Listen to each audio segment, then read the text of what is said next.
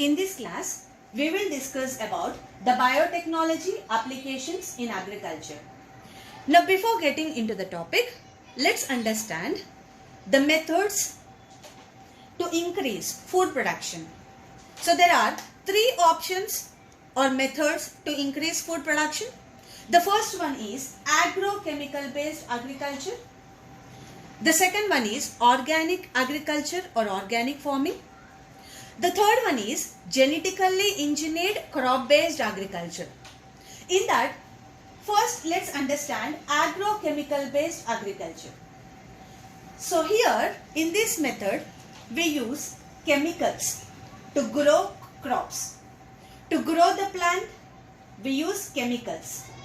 So when do we use chemicals? In what form we use chemicals? To increase the fertility of the soil, we are using chemical fertilizers. To kill the insects, to protect the crop from the insects, we are using the chemicals insecticides. To protect the crop from pests, we are using chemicals pesticides. So that means what? Overall, we are growing the plants by using chemicals. Such kind of agriculture is known as agrochemical based agriculture. And you people should know that in 1950s and 60s what happened is in our country the food production, the crop production has almost tripled. Food production chala increase ayindi, crop production increase ayindi, triple ayindi, and that particular phase is known as green revolution. So we are referring that particular phase as green revolution. Now let's understand what happened in 1960s, why the food production rate was so high. The reason number one is, at that time we were using high yielding varieties. So by conventional plant breeding techniques, you know that when we cross better plants, we get much more better plant. Like if I am crossing a high yielding tomato with a disease resistant tomato plant, so in the next generation, what is that plants we get?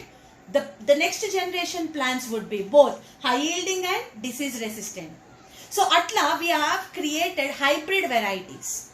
So by using conventional plant breeding techniques, at that time we created high yielding varieties, hybrid varieties we have created. And this was the reason number one. The reason number two, why the food production has increased? Because of using better management practices.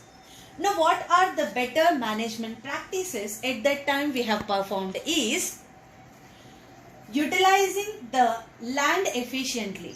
Unna land ni proper ga use cheskunna. The second thing is proper irrigation, fertilization practices, and we have also performed proper supply of minerals, water to the crop, and because of all these better management practices, the food production has tripled. So this is also one reason among them. And the third important reason is, at that time we were using extensive use of chemicals. So high amount of chemicals also we were using. So to protect the crop we were using pesticides, insecticides, and we were also using chemical fertilizers to increase the fertility of the soil. And because of these reasons, in 1960s the food production has tripled. It was mainly because of the better management practices, and it was mainly because of extensive use of chemicals. Right. The food production increased. But are they? Now let's understand the advantages and disadvantages of agrochemical based agriculture. The advantages are like food production increases. Crop is protected from insects and pests. Yes, because we are using insecticides and pesticides. So these are the main advantages, and at the same time there are disadvantages as well. Now what are the drawbacks of this method are? It leads to environment pollution, water pollution and food pollution. So because we are using chemicals to grow this crop, it is leading to pollution of the environment, water, food. And when human beings consume and animals consume the products from the crop which is grown by using chemicals, we are prone to various sort of diseases. That is a very important drawback of this method. And second important thing which you have to know is the chemicals are also expensive. See, the chemicals are very expensive. A common man cannot afford to the expensive chemicals. So these are the main disadvantages of this agrochemical based agriculture. And you know that India, so day by day the population is increasing. So with the growing population in the country, there is a demand for the food production is also high. But the existing varieties and also the expensive chemicals could not able to produce the high yield, high food production which is required for the high demand for the population. So that is a very important drawback. Now let's go with the second method. The second method of food production is organic farming or organic agriculture.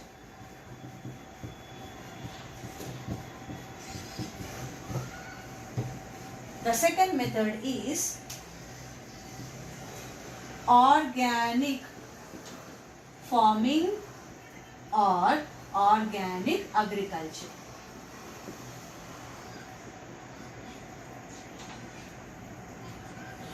So here we grow crops we grow plants by using organic manure.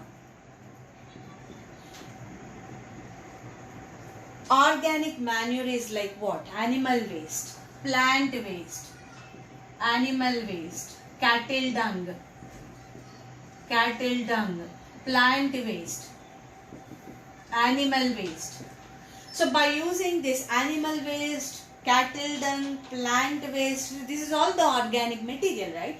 So by using that manure, we are growing these plants. Now what is the advantage? The advantage is there would be no side effects when we consume the products of this crop, because we are not using the harmful chemicals. Here we are using organic manure. And second important thing is, even to kill the insects or pests, we are using some organic chemicals. We are using biopesticides. We are using bioinsecticides. That means what? We are performing some natural method. Biopesticides. These are the living organisms which can kill harmful pests. Bioinsecticides. These are the these are the organisms which can kill harmful insects. So that means what? By using certain techniques, biopesticides, bioinsecticides, organic chemicals, and using organic manure, we are growing the crop. Now, no doubt this type of organic agriculture has many advantages. The advantages are what? So there would be no pollution. So there is no environment pollution, no water pollution, no food pollution. So you can see that there is no poison in the food. That means what? The food is quality. You can observe that there is a quality in the food. Not only quality, you can see that there would be no chemicals, harmful chemicals in the food. So it is poison free. Poison free food is also obtained by this kind of crops. So organic agriculture is very beneficial because these are all organic methods to increase the crop production. But what is the major disadvantage is, yes, there is no high food production. Organic farming lo advantages unnai. Quality undi, food quality. Food lo elanti harmful chemicals undavu.